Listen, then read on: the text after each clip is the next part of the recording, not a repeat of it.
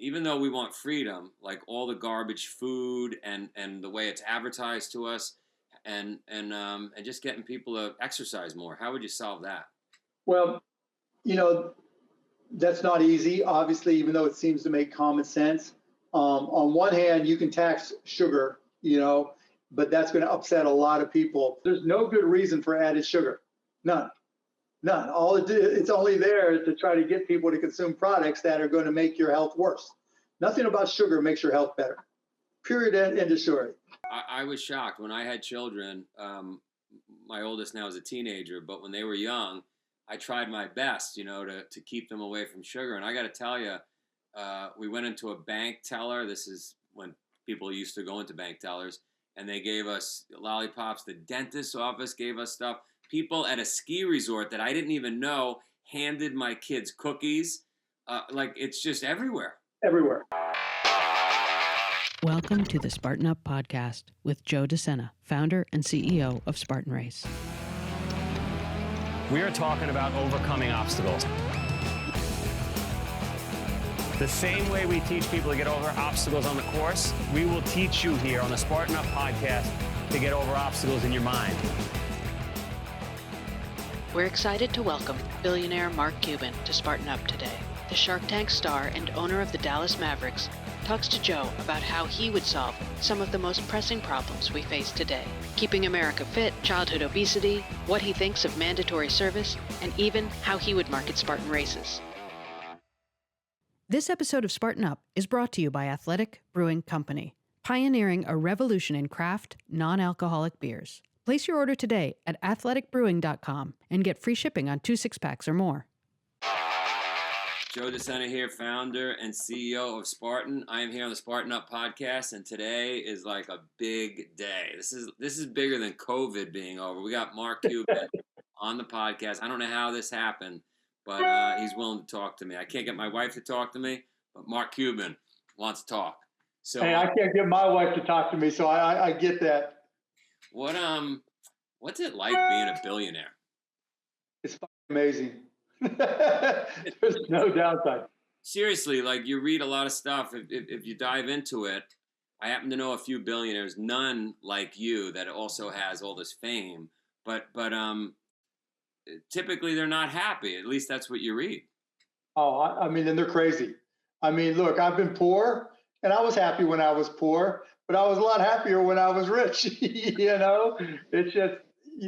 I've had my lights turned off. I've had my credit cards cut up. I've been turned down for stuff because of credit. I've lost girlfriends because I was broke. I had multiple roommates, where we had to kind of like scam to pay the rent. And I had fun, but this is a whole lot better, and so I just try to not take it for granted and enjoy it. I guess what you're saying as I listen to you, if you're happy anyway in life, which everybody should be because we're alive, you're happier with money. If you're unhappy in life, might not help. Well, yeah, I mean, look, there's money, or the need for money creates stress. Paying the bills, getting things done. We all have, particularly, as we're younger, we all have a lot of dreams and goals. And if you have money, a lot of that stress goes away, so you can focus on those dreams and goals. Not having to worry about paying the bills. I mean, it used to be, I could tell you exactly how much I had in my checking account. I could tell you how much, if I wrote a check for this amount, it was going to bounce. I don't have to worry about that stuff anymore. And that's a big stress that's gone. And I'm glad it's gone. I wouldn't want to be living that way again.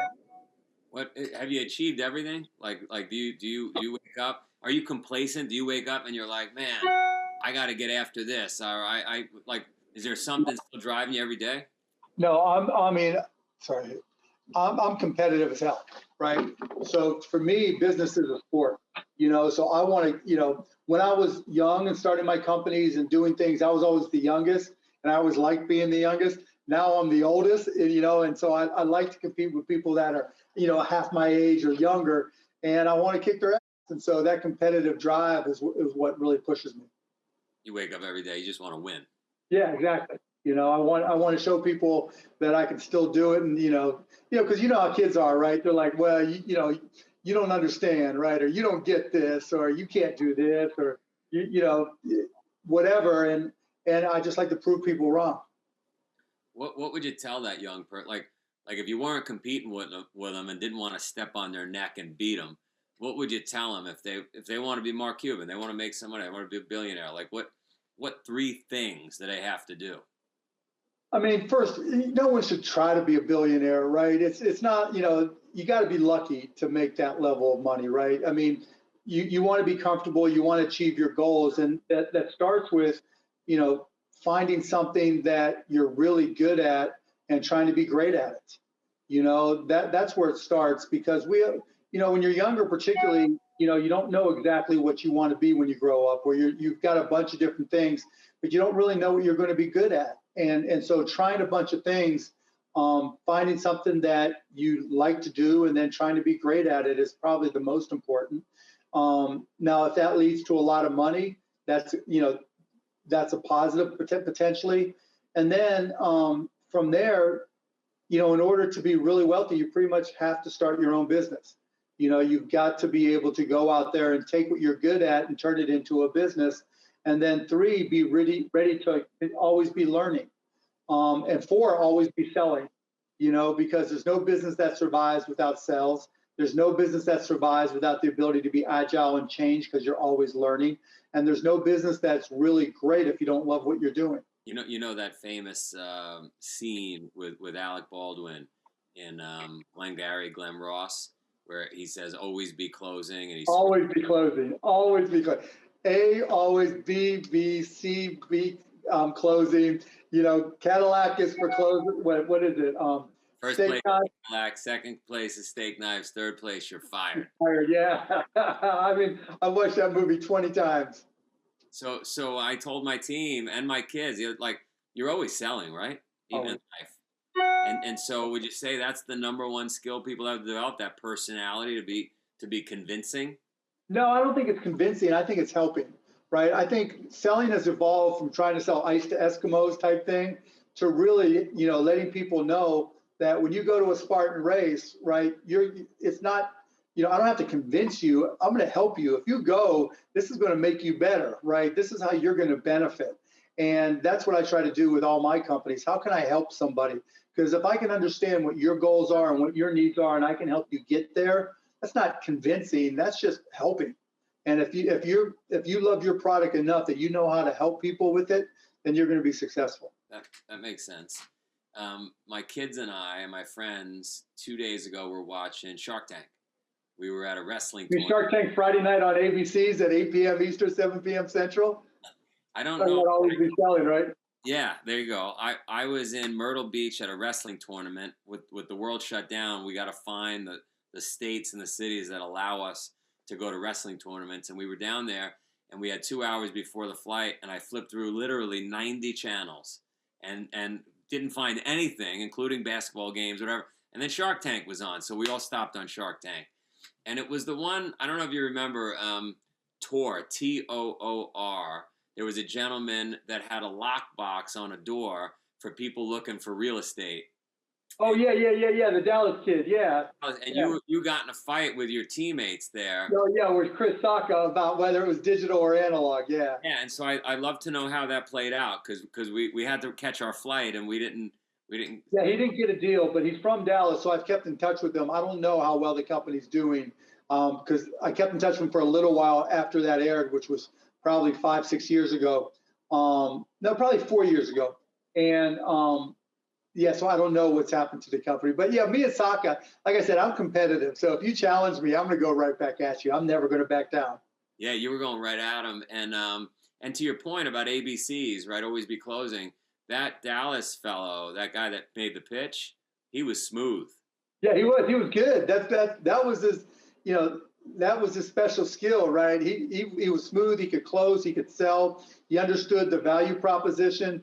I just don't know whether, enough people were willing to give him money for that value proposition, and that was the challenge. Could I bring up, I did a survey. We sent Sure. out, we got about 600,000 responses, and these aren't necessarily in order, but I'd love to know how you tackle these Sure.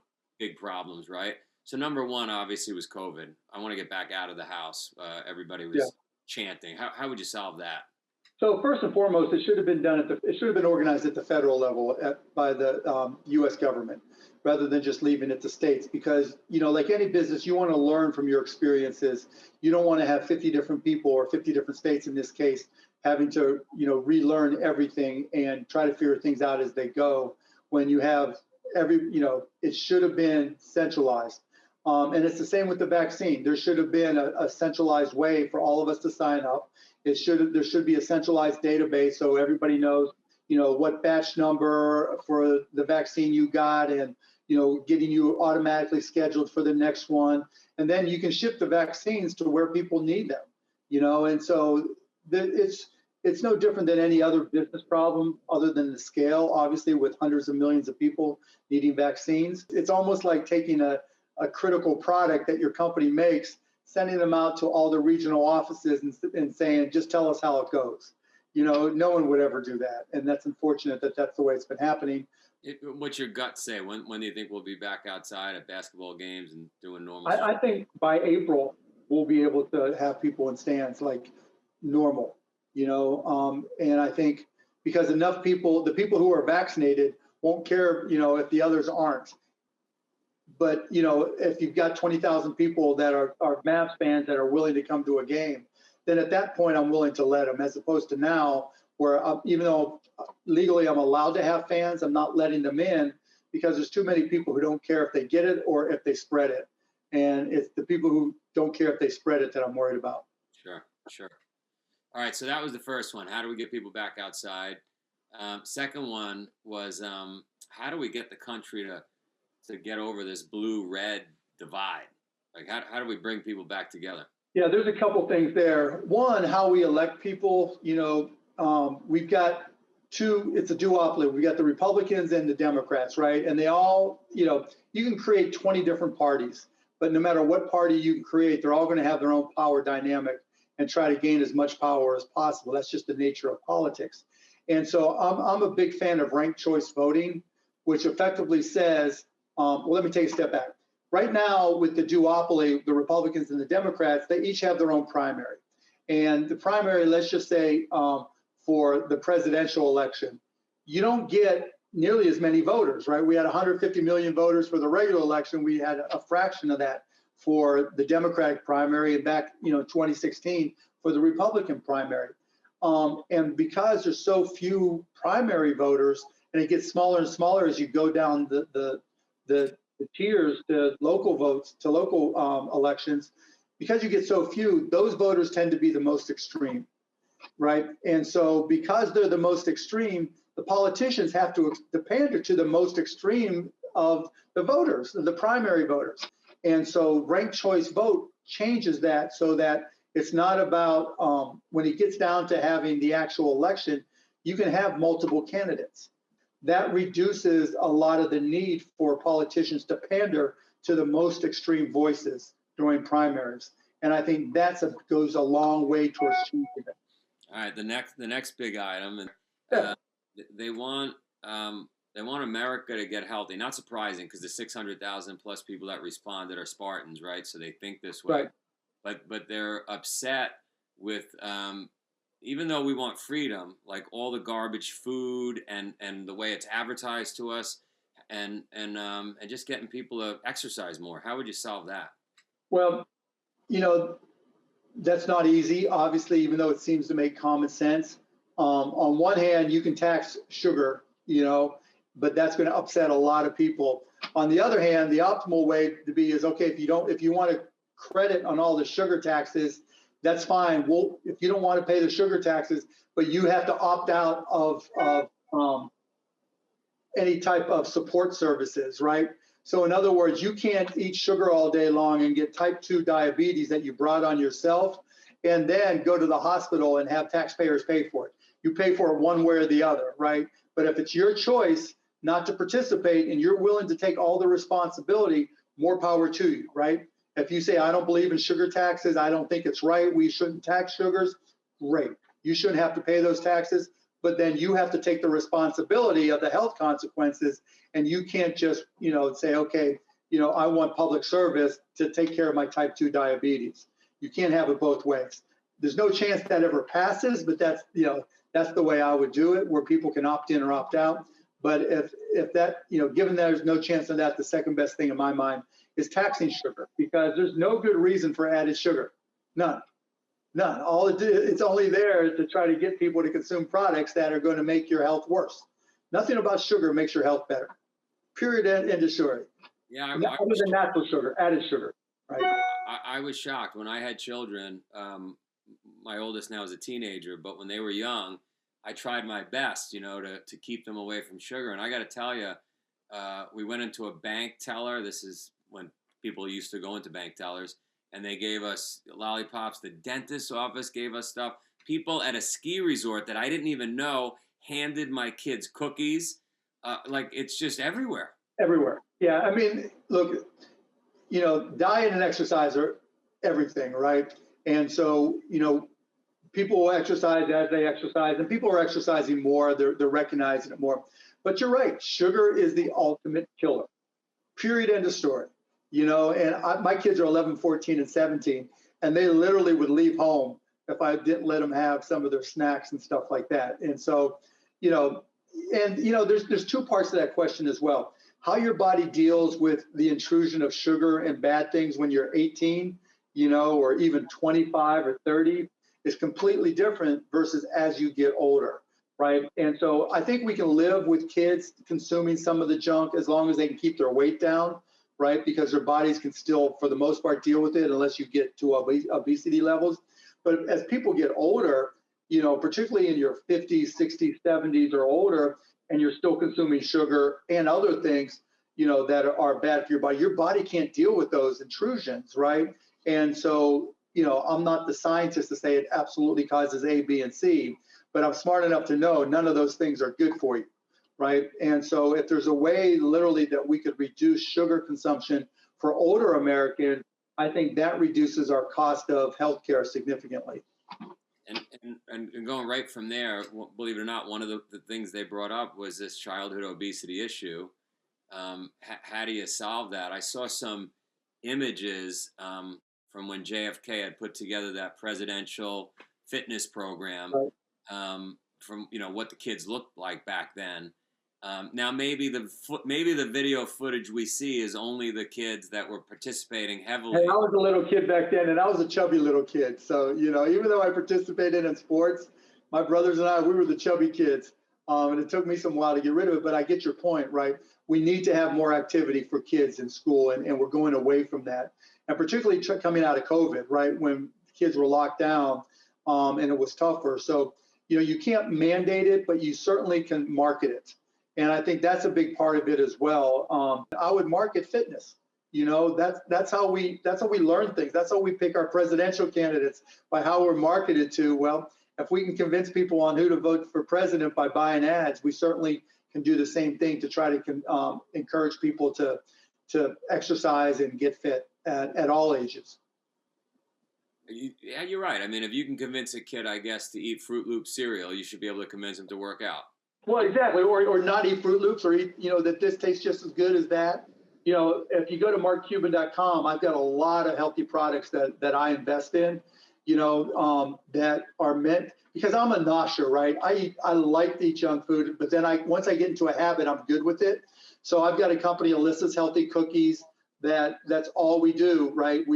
I've invested in this company because I eat these cookies every single morning for breakfast. They're high in fiber, low net carbs, no added sugar, and they taste amazing. There's a vegan version for vegetarians and vegans. There's a variety of different flavors. There's another company I just invested in. I'm going to screw up the name because it's Natua Snacks, and there's these wafers, and there's only 1 calorie per wafer. And I'm getting them to redo all the branding or everything, because I'm a nosher, right? If you're like me, sometimes you just like to eat and eat and eat, and it's not so much volume, it's just how much time you're consuming, right? And I can eat 50 of these things, and it doesn't really fill you up, but you're just eating, and it's only 50 calories.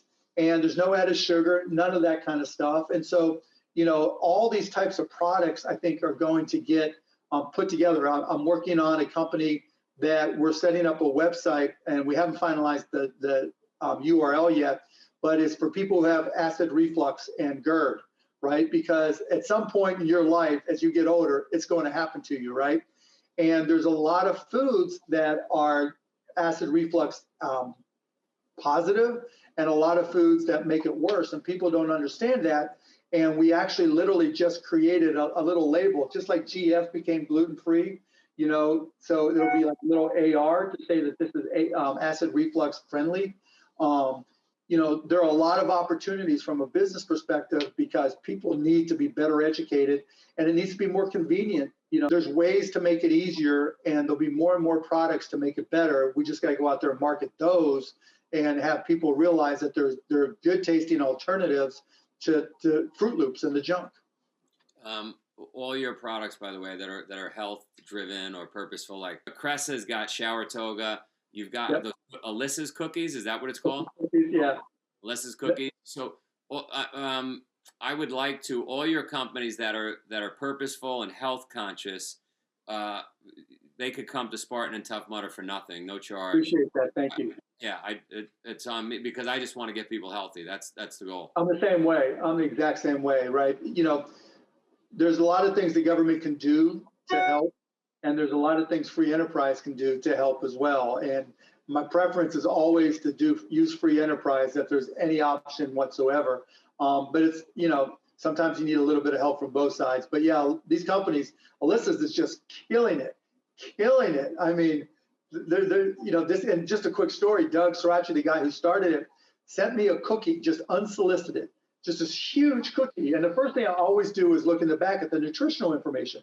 And I'm like, wow, you know, high in fiber, I'm like, it must taste awful, right? So I taste it, incredible. I'm like, what's wrong with this, right? And so then I go to pull the cookie out of the wrapper, and it just all fell apart. You can't have a cookie that you can't bite as a cookie. So I made them change it into little oatmeal bites. So the little tiny bites instead of a big cookie, changed everything. We did one promotion at one Dallas at Central Market, a local grocery store. And it's been picked up around the country, around the world ever since. And now these guys, from literally selling out of his car in 2012, he's now doing 20 million plus in sales and growing. Wow. Yeah, we got to get them, connect them with me if you don't mind. Get me some cookies. I will for sure. That'd be great. So, and then the other thing that came up in this survey was, you know, Joe, in Israel, they've got like mandatory military service or whatever. Lots of cultures used to have rites of passage.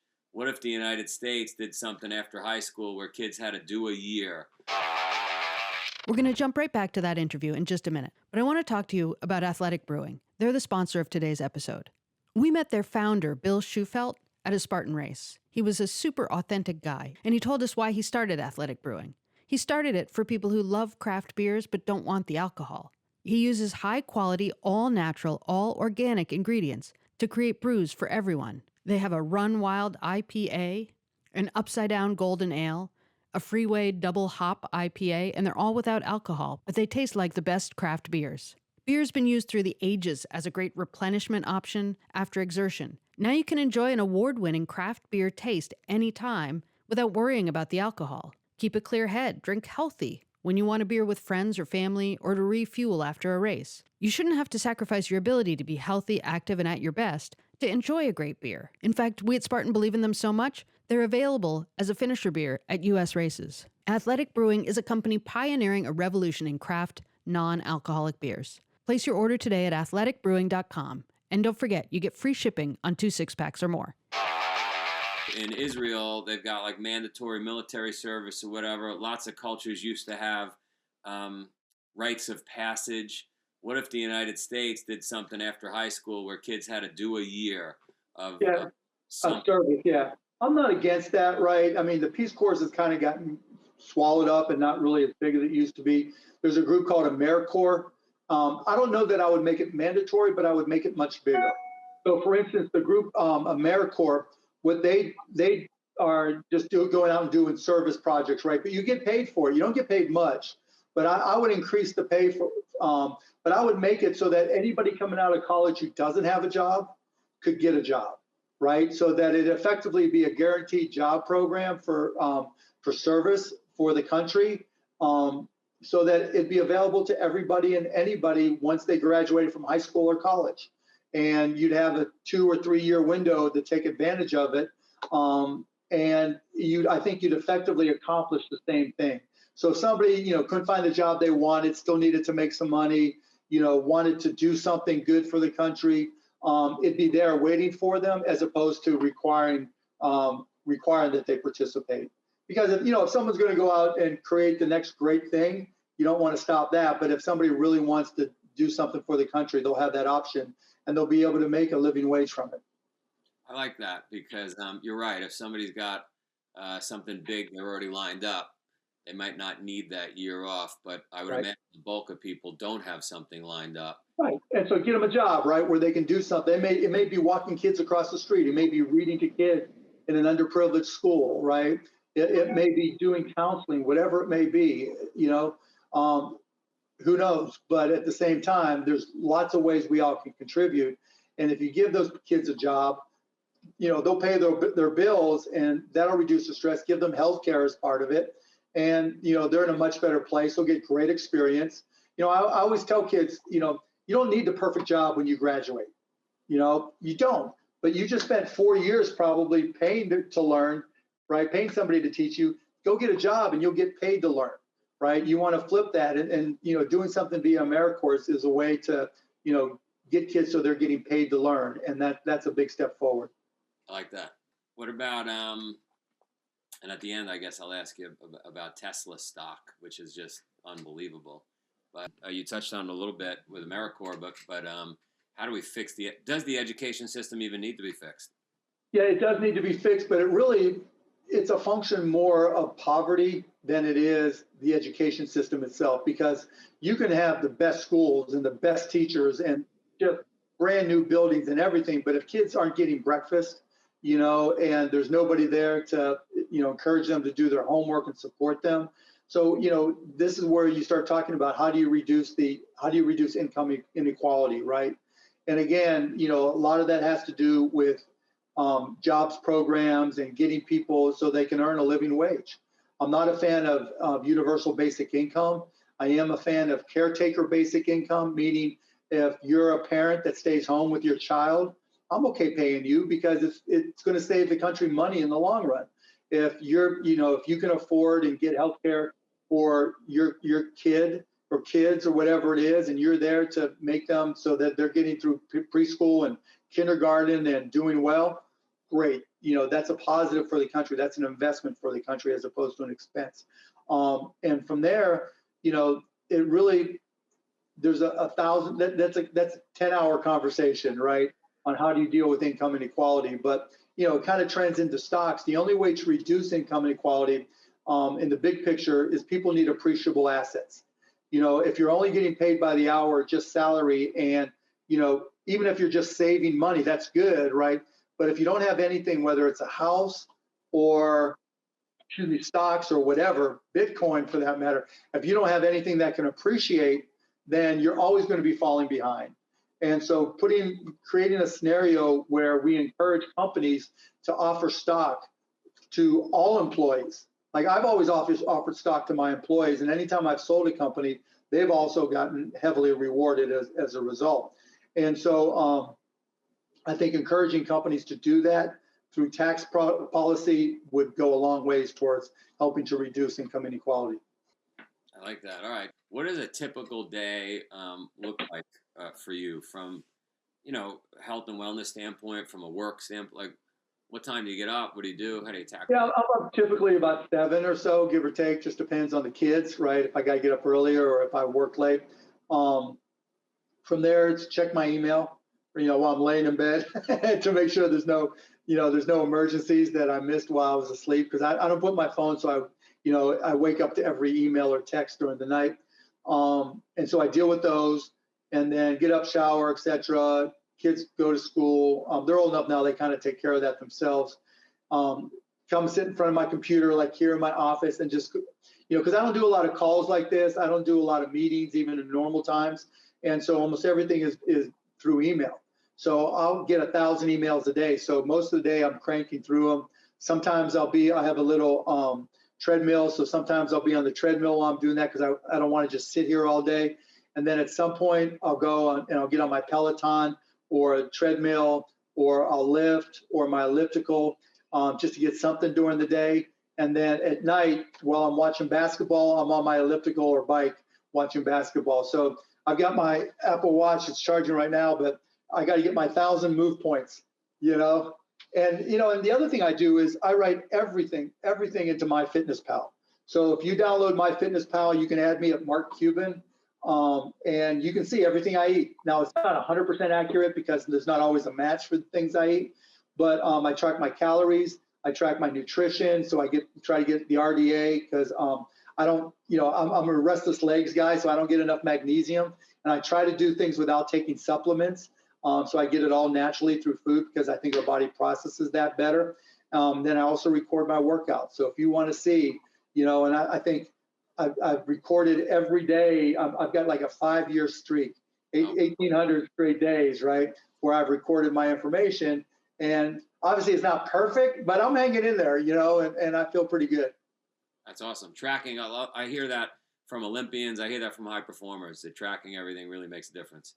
But you know, when you're eating something, you're going to have to write it down, right?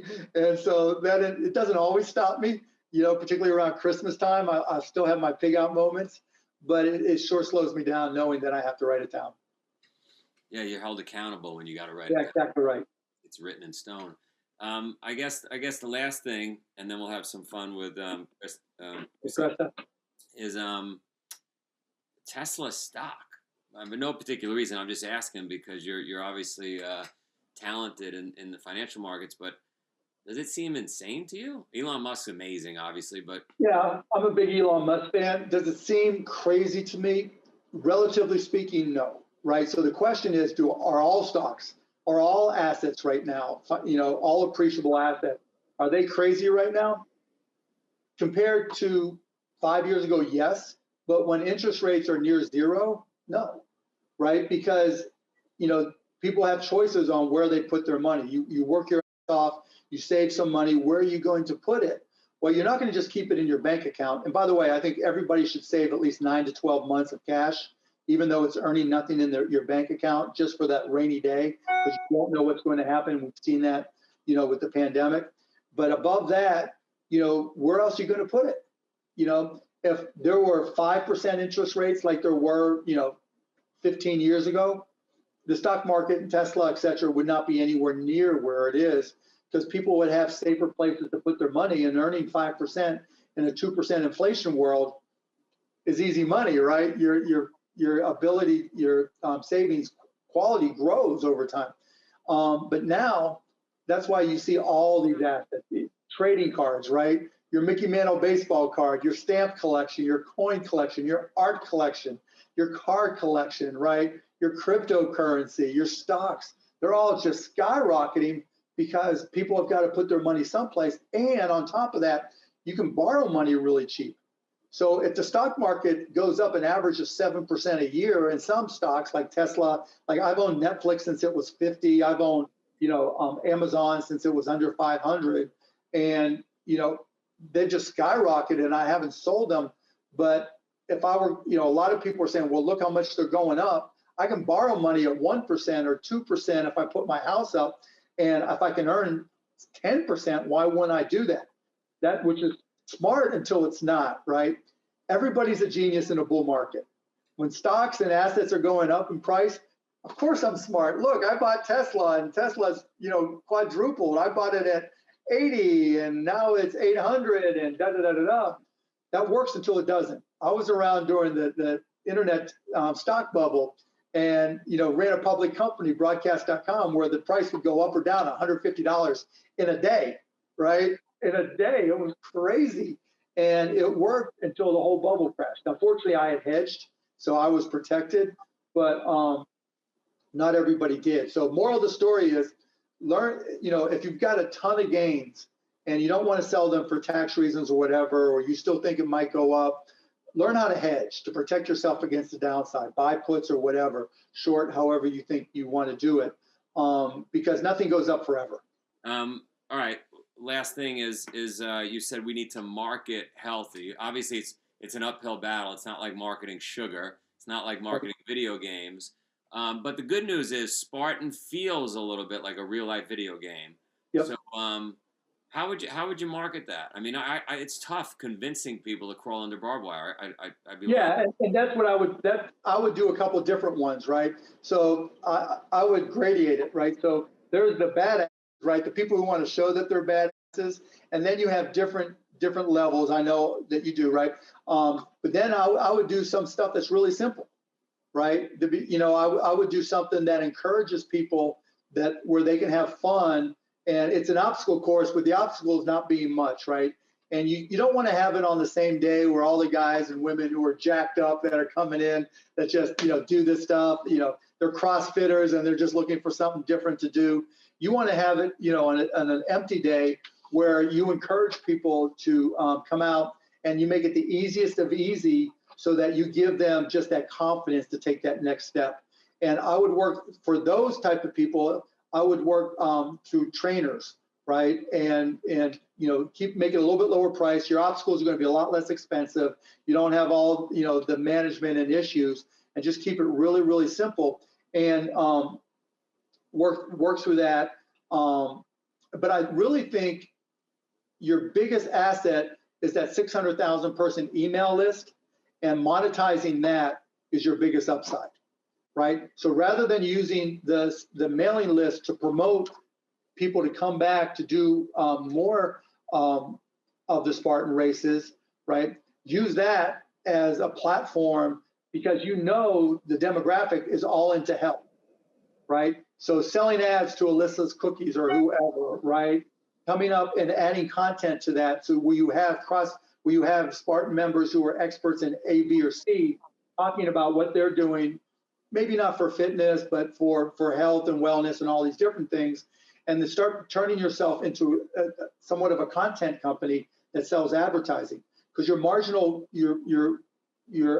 gross margin dollars on selling ads are going to be almost 100%, right? And you've got such a big mailing list and such a specific demographics. So that I think is your biggest upside to turning yourself into a little bit more of a content company with advertising and maybe product sales, or at least affiliate value where you make, connect to Alyssa's Cookies on Amazon and get your 3-4%, whatever it is, 2%. And then I would do things for lower end where it's not about the Spartan element of it, but it's of the, have fun, introduction to fitness, like the President's Physical Fitness stuff we were just talking about from way back when, the types of basic things that they used to do to get kids. I know you have Spartans kids, but doing things for introductory. And maybe going to doctors and saying, look, we have this thing where you could walk it, because, just like with marathons and 5Ks and 3Ks, people walk those, but, even if you're walking for an hour, it's not long, but, it's boring, right? And you're still getting run by all the people that make you feel inadequate because these 80-year-old men are running by you when you're dying, right? But if you did something that was fun, relatively inexpensive, worked with doctors and counselors and weight loss programs to get people to come, and use all that as a foundation to build your mailing list. Because your mailing list is the grand slam. Believe it or not, the 600,000 is just who responded to the survey. We've got almost 10 million globally. So it's that's your money. Yeah. That's your money right there. Yeah. That's your money maker right there. You sell products on there at all? Not real. I mean, our own products. We've got like Spartan gear and yeah. And do you do decent okay selling the Spartan gear? Yeah, we do pretty well. Yeah. So if you're doing well just selling Spartan gear, right? Which is something once somebody's got one, they don't need another one, Sure. But if you're selling, if you add to that, health tips, right?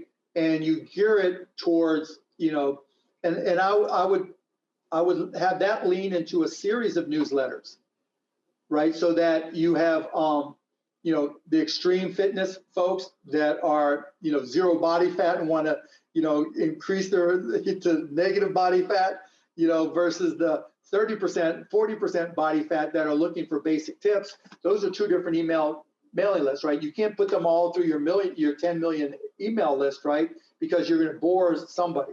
But if you say, we're expanding, we love you guys. We want to come up with great information for you. What types of news and tips would you like?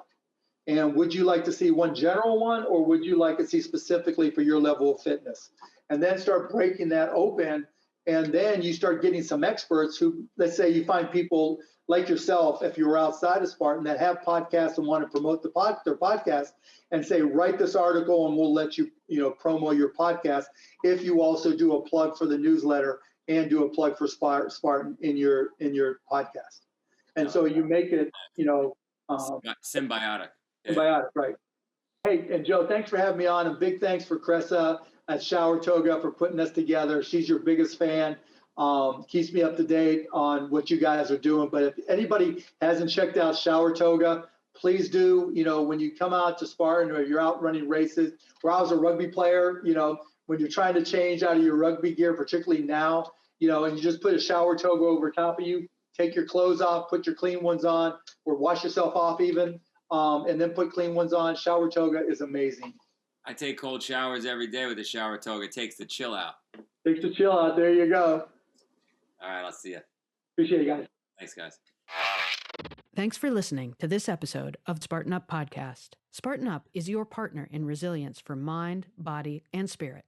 We're here 3 days every week. Tuesdays, you can find Joe De Sena, founder and CEO of Spartan, interviewing biohackers, business leaders, authors, and athletes. Thursdays and Saturdays, catch episodes from our DECA, Endurance, Trail, Combat, and La Ruta series. Do you know someone who needs a little nudge? Maybe they could use some motivation, tactics to be stronger, healthier, happier, more successful. Tell them about our show. And if you're watching on YouTube, leave us a comment. We want to know who's watching and who's listening. Thanks. See you next time.